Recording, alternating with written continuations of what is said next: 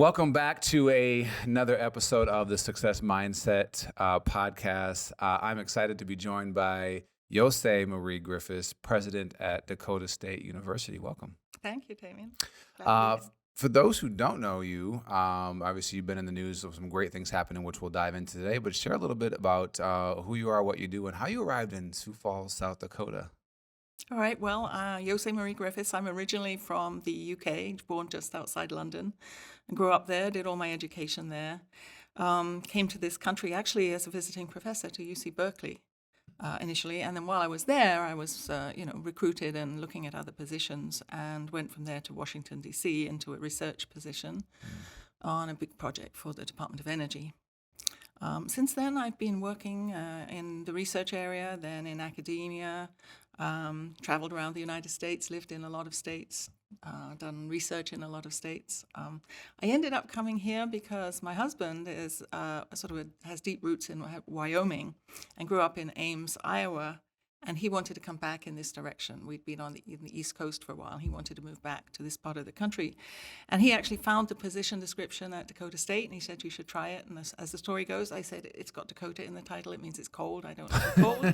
And he said, no, you should really look at this position description. And it did describe a lot of the characteristics of my background and experience. And so I thought, well, let's go and see what it's like.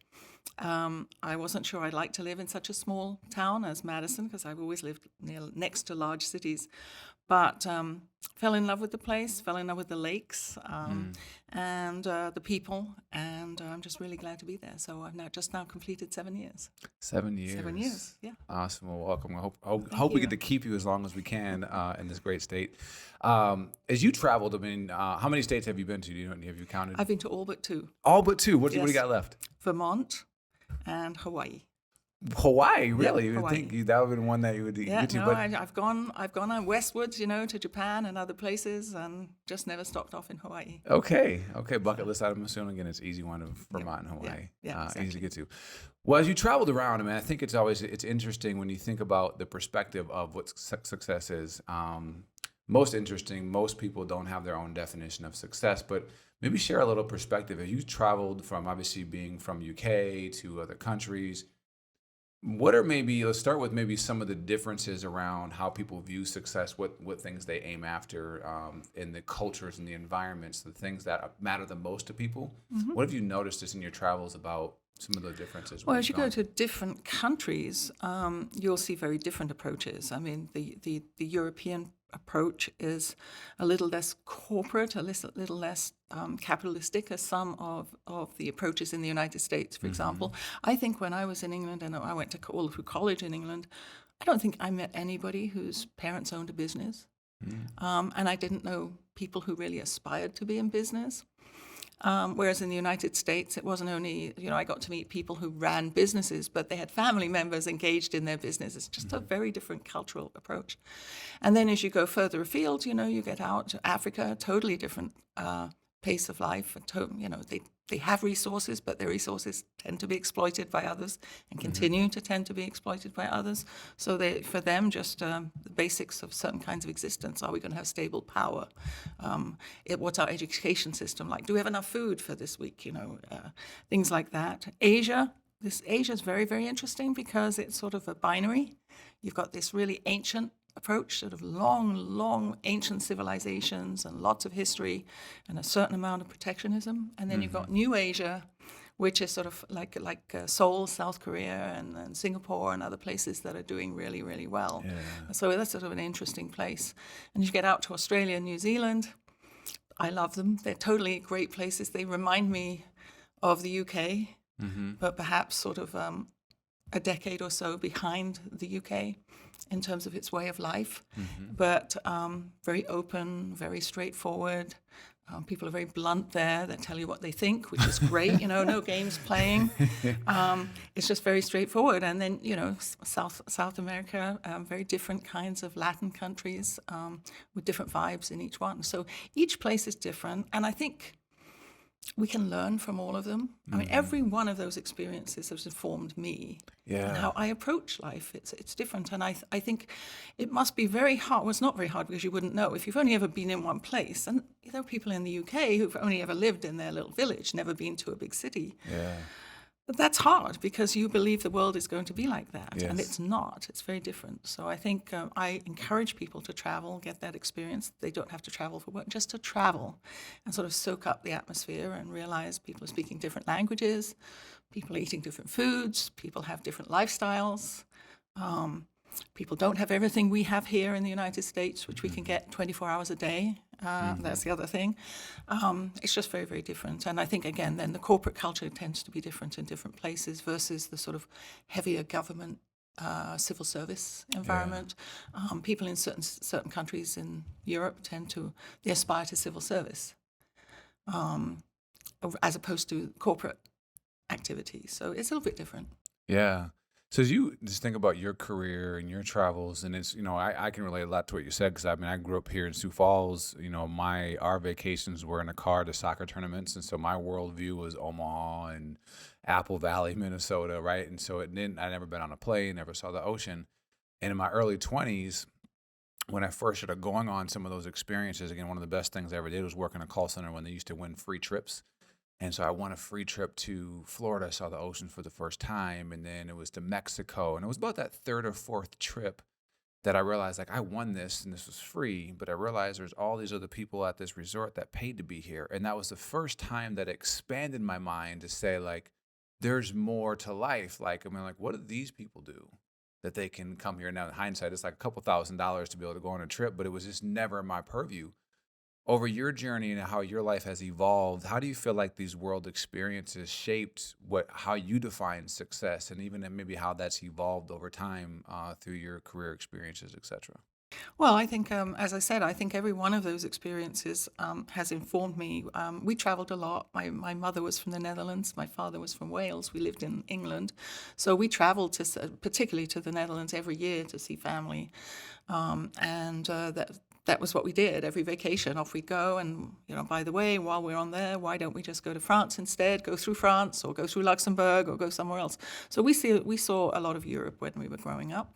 My parents were multilingual, so that helped. So we grew up in that environment.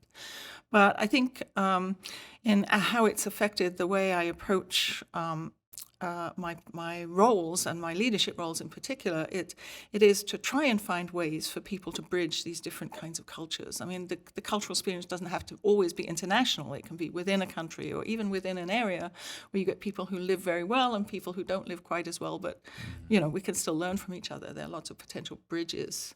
So I tend to like to bring things together. I also tend to, I always say I can find a way to connect point A to point B in a variety of different ways, so that there's relevance for A to know about B and for B to know about A. And so I've tried to bring people in. My approach is very collaborative because it's a win-win to be collaborative. It's not a competition. You do better by saying, let's find where we have common ground. Let's find where we can support each other. And then when there are areas we're moving in different directions, so be it. But, whether it's religion, whether it's ethnicity, whether it's the lifestyle, anything, I do believe we learn from everybody else. It's, and I was very fortunate. I grew up in London, and then I went to school in London. And, the whole world comes through London. I mean, you meet everything, you see everything, people from different parts of the world, people from different parts of the country. And that was always very interesting to me. Yeah. Just to learn about the people and what their lives were like. Yeah, I think that's such a great thought or perspective, because all of us should be challenged and getting curious. Actually, just last night I had my neighbor is Indian, and he got to sat down, had a drink with him, and we had some common ground experiences and talked about being Hindu, and I got to have a really curious conversation. And you realize, again, much of the world, and he was sharing with me just the Hindu religion and culture is a very peaceful kind of way of life, and the thought of like how it's so easy for people to get locked in on my way and think, again, that limited worldview, when especially, I don't care how people feel about the future, it's blending where the diversity is happening, and it's a beautiful thing. From your perspective, as you think about the world changing over, I heard someone was just sharing recently that Toronto is such a great blend of what the future is going to look like, because I've never been, but it's a melting pot of just really all these different races and people, these mixed races, etc. In terms of success and why that's important for just life and how that's a beautiful thing, from your mind, what do you think about the beauty and success of the more diverse we become, how that adds to the quality of life and the characteristics and traits of life?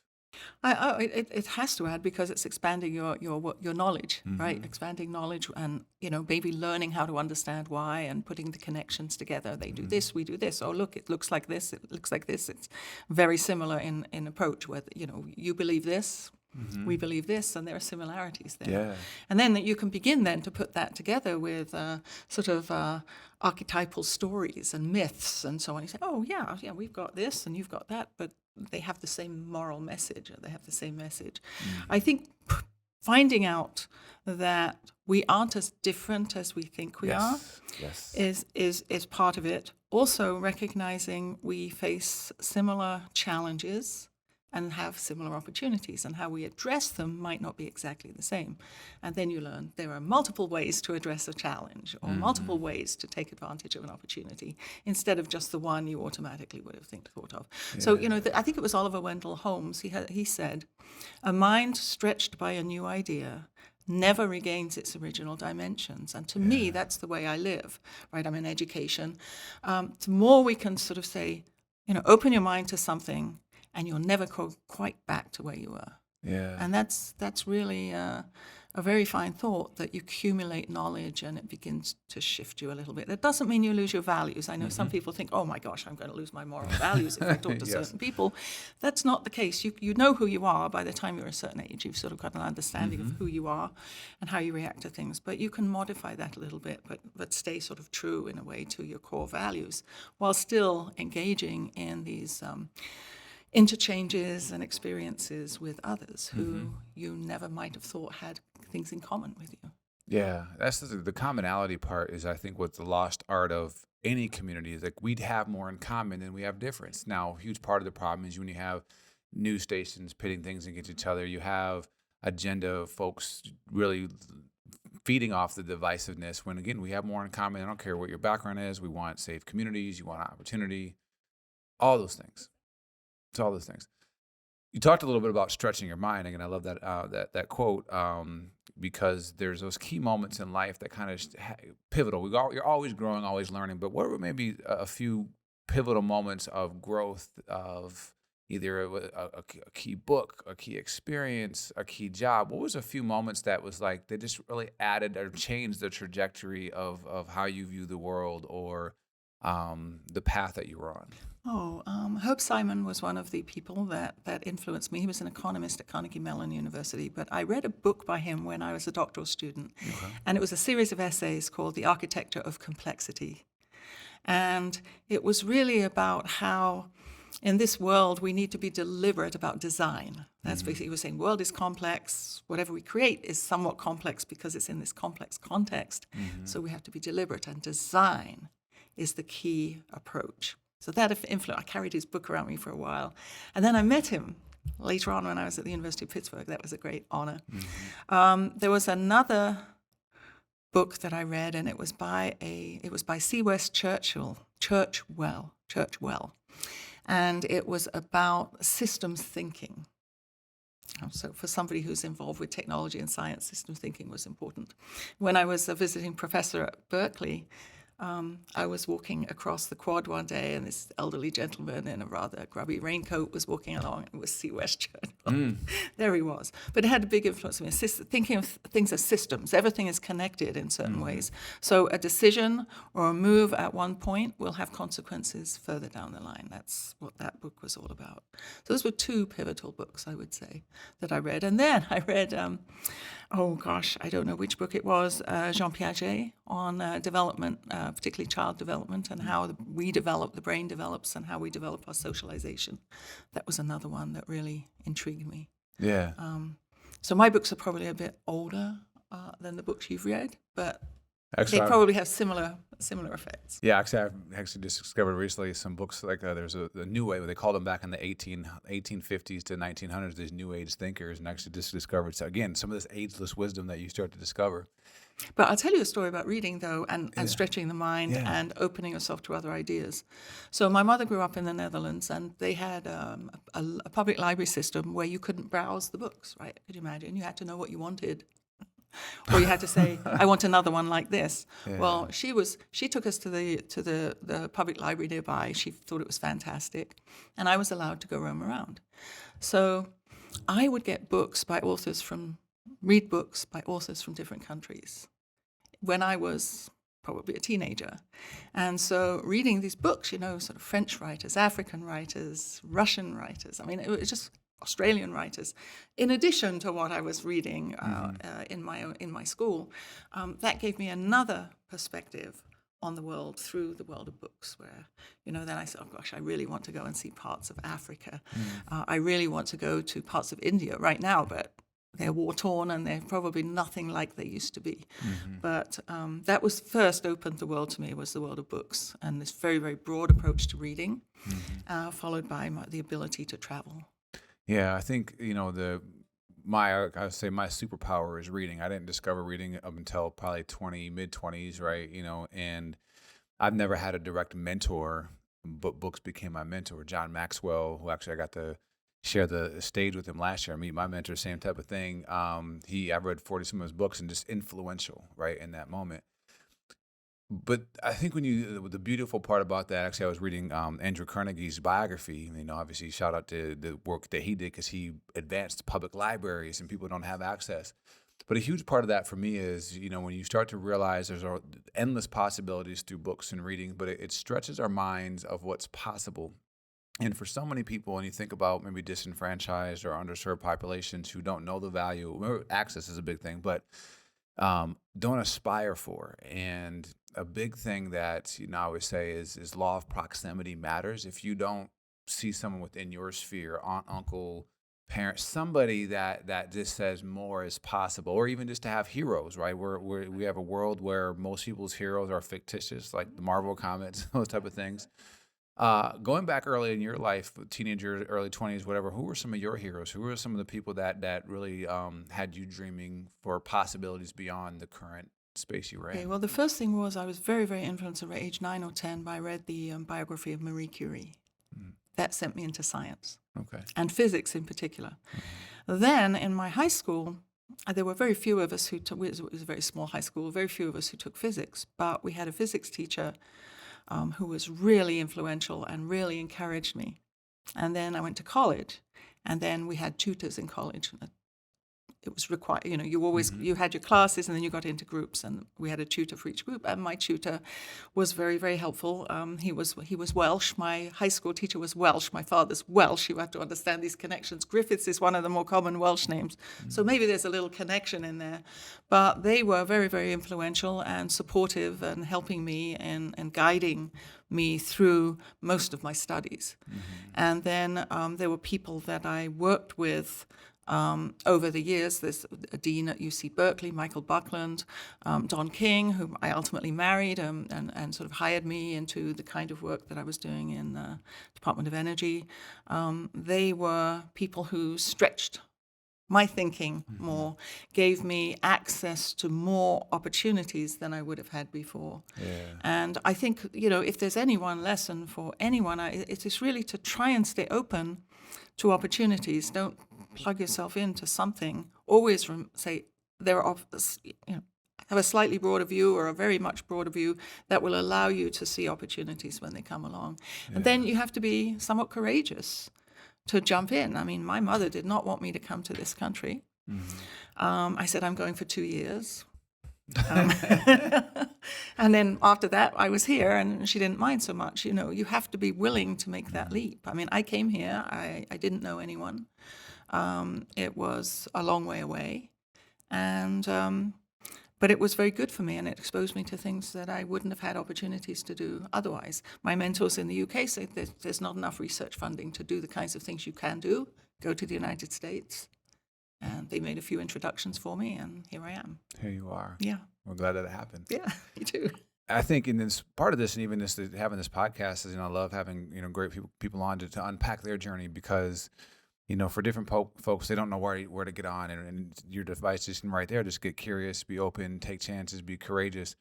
As you think about, obviously, even in the work that you do now, why do you think it's important that this next generation, or so these students that are coming into your college, or just college period, search out, again, there's no one path, right? But as you were kind of even saying here, just get these wealth of experiences, because how much can you really know about life at 22, whatever the case is? But reading the biographies of people, like, how important is that to study out those who went before you, but balancing it, especially in the work that you guys do, this new age technology, that there's a marriage between the two.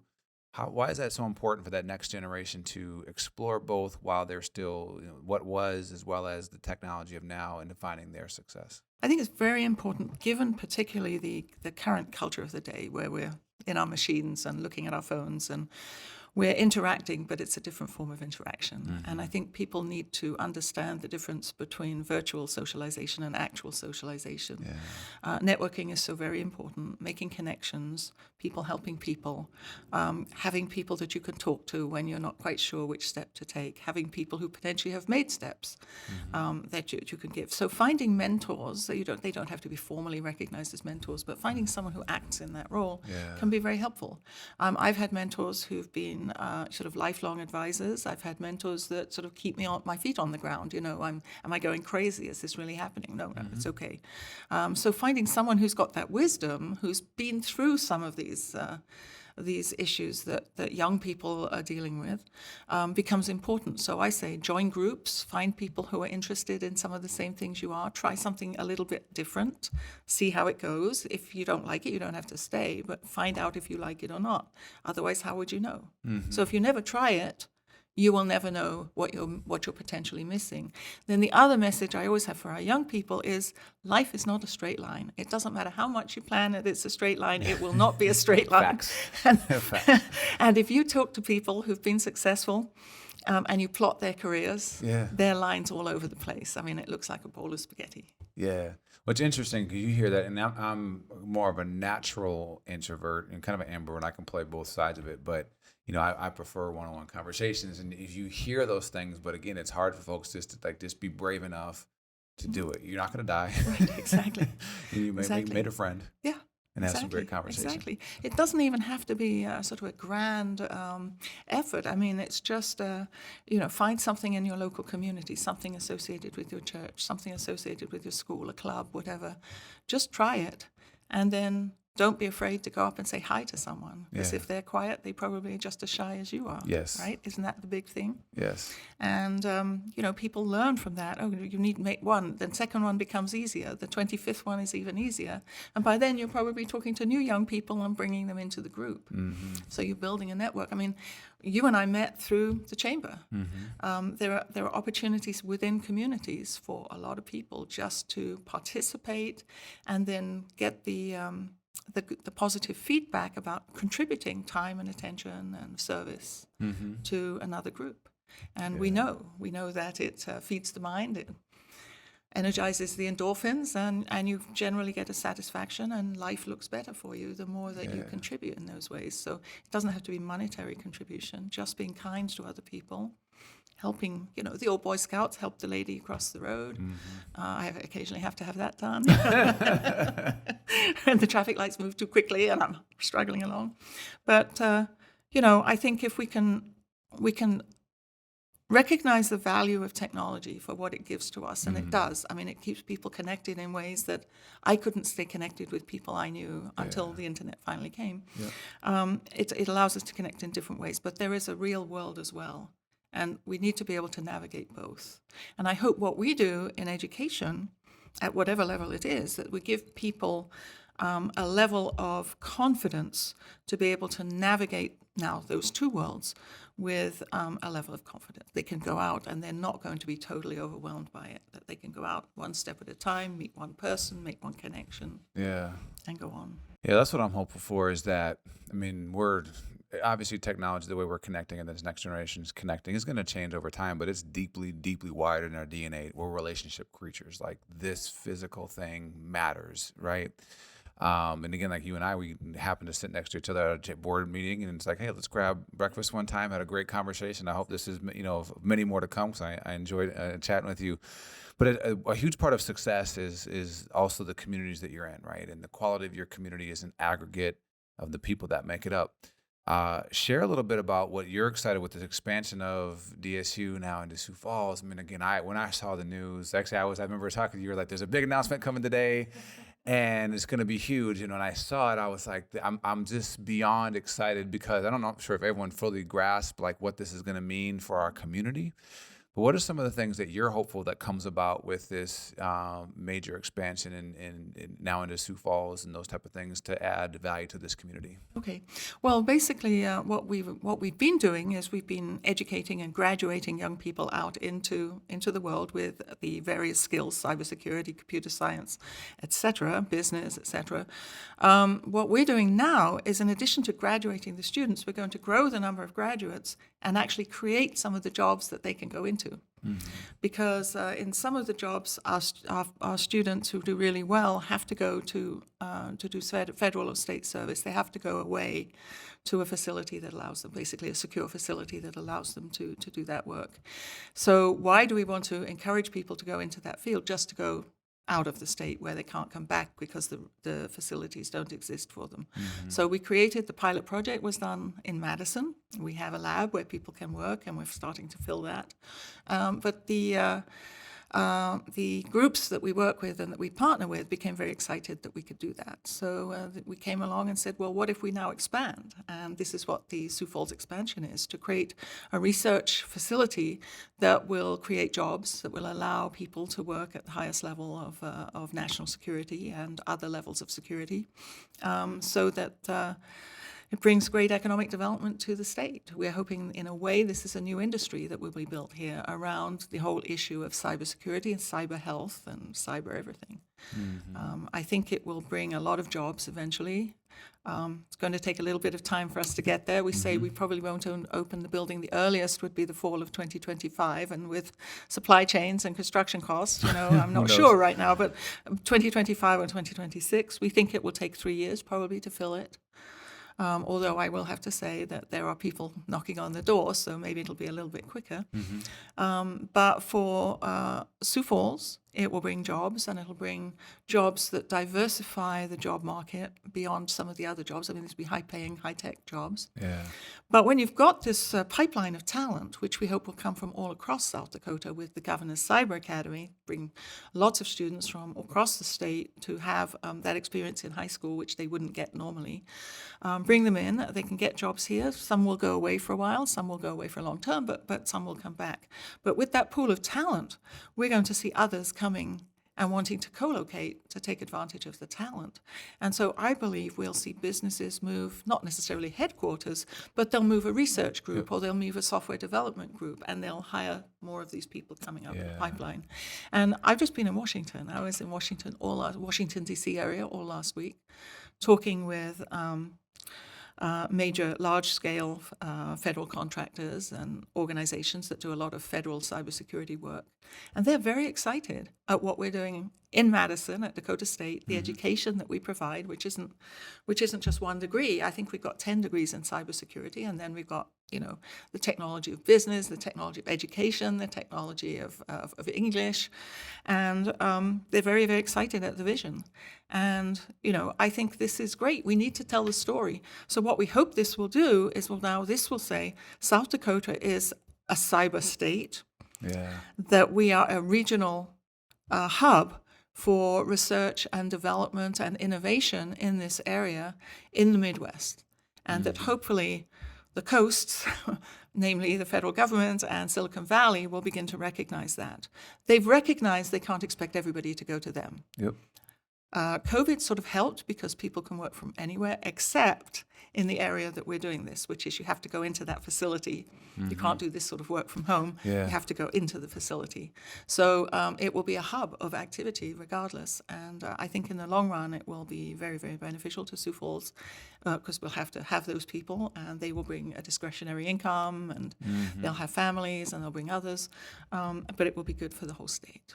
Yeah, I'm excited. And obviously, there's a little runway ahead of a time, but what I think is a good thing is because hopefully we can then start getting some of our high school students and even middle school students aspiring and reaching for. I was actually just talking to someone that kind of works in counseling, and the reality is most kids kind of make the decision about what track they're going to go on at that 8th to 9th grade range, right? So the more they start to reach and see that this is possible, and then for the broader community to continue to support it and say, again, how do we build bridges, break down doors to help these kids aspire for, because the windfall long term is just it's huge. Amazing. It's huge. And it's not that everybody's going to be sitting there coding. There are going to be all sorts of things. There'll be people analyzing, developing strategy. There'll be people who have to understand the world environment, what's happening around the world. People have to understand different cultures. People have different languages. But they'll be able to interpret what's going on and inform organizations. So, we have the very technical kinds of programs. We have the less technical. We're involved not only in cybersecurity, but artificial intelligence, data analytics and data science so that you can analyze data. We want young people to understand that, I'll give you another example, careers in the healthcare field. It's not just doctors and nurses. Yep. Oh my gosh, there are so many, and you can work with the technology, you don't have to develop the technology. Yes. But if you understand the technology and know how to apply it, there are hundreds of careers in those areas. So it's a question of, again, broadening people's minds early enough, giving them a level of confidence. Well, this is just another tool. And here's another tool, and I know how to use it, or I can learn how to use it. And then giving people understanding of different career opportunities.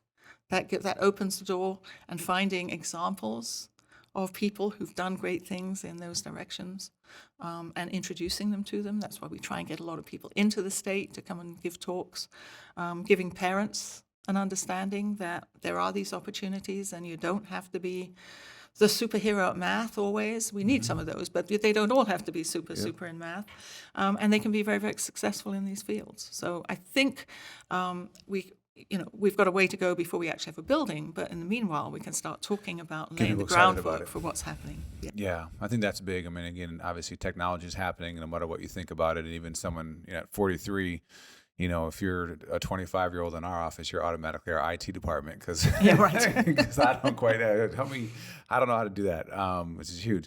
Kind of last topic really is, success to me, it really comes down to when you look back on your life, it's really about the quality relationships, right? Because it's those things. And obviously being well-traveled, how is those relationships really enhanced your success and how you view the quality of your life because of the relationships and experiences you've had with others? Well, to me, success is bound to those relationships. So I could sit here and say, I'm a success. I'm a university president. But that doesn't tell you anything. Yeah. I would rather say I'm a success because all these people are working with me. And we generated a vision. And we created these partnerships. And we're all working towards a goal. And we're being successful at it. And, all I'm doing is, helping it along. Yeah. I think that's success. That's true success. Not in me, but in everybody around me. Yeah. And if you think about careers that way, it's you can get a satisfaction. These people did well when I was. I mean, I always like to say, not that I'm morbid or anything, but I used to say to a good friend of mine, I'd like my gravestone to say that wherever she went, things got better. And that's all I could hope for. That it didn't get worse. I didn't, make the situation worse. So hopefully, I've been able to improve people's lives in various ways everywhere I've gone, and that makes me very satisfied. And to me, that's the definition of success. Yeah, we align with that very much. We actually do an exercise, the same thing. What do you want on your tombstone? Because when you get clear on that, you can work backwards. And I think it's such great advice, especially for the younger generation, because I forget what the statistic is, but again, how many people end up in that final job that they went to school for? School helps because it expands how you think and all those different things. But if you can be relationship minded, like an idea of, I made it better everywhere I went, you can get better with those relationships with the kids you're going to school with. And then in those first jobs, you may not love the environment, but you can build relationships all along the way. And that's the things that you look back with success. You can learn from everything, even if it's doesn't seem to be a positive. You've learned something not to do or something that it doesn't fit with you. Yes. That's a learning, and that's a positive thing to learn once you go on. And that's all we're doing. We're stumbling around in this world one step at a time, Yeah. We're not really too different from amoeba, right? What's this? What's this? Really? And off we go and try and figure our way through it all. Yes. It's a little bit more complex than that. Yes, we're close cousins to that. Last thing, we always end with our cube conversation cards. So I'm going to draw a random topic or a question in here and do a curveball throw at you. Let's see what we got here. Okay, this will be interesting because you're a well-traveled individual. Where would you travel for a month if time and money were not an issue, and why? I mean, if everything were not an issue and I were very fit and very healthy, I'd go towards Everest. Everest. Yeah, I mean, I've studied Everest. I don't like the cold, you understand? Yeah. I don't really like heights too much, but I've studied Everest. I've studied the expeditions. I've studied the successes and the failures. I teach a class. I have this, a game based on 1996 disasters in Everest, how people can learn what happened, what shouldn't ever happen again, what leadership is and what leadership isn't, what followership is and what followership isn't. So I've never done it. I wouldn't survive a simulation. I would never go across the first crevasse, I guarantee you. But I'm fascinated by it that people do that. Yeah. And they do that, and they go up into heights where their brain is dying, and their body is. To me, it's an amazing thing that people do that. So in a way, I probably could get as far as base camp, and that would be it. But to me, it's a fascinating area. Yeah, I love that. I got a good friend. He's climbed Kilimanjaro and all those different things. So maybe at some point he'll get permission to do Everest and all those type of things. But it's a big one. So. Yeah, it's just something you would never. I would never ever do. But I wouldn't actually get there. But Yeah. it's something to do about. Yeah, it's on my bucket list now. He's inspired me to go climb. I'm going to climb a 14,000-foot mountain in Colorado. It's like, let's just do that. To say I just at least did that. Small steps, as I say. Small you steps. Get there eventually. Yes, we'll see how it goes. So, well, thank you for the phenomenal conversation. Again, I really enjoyed the time. I enjoyed it too. Sharing your perspective on success and so much for folks to take away. So appreciate that and joining the podcast today. Thanks, Damien. Appreciate it. Awesome. We'll see you guys next episode and have a great day.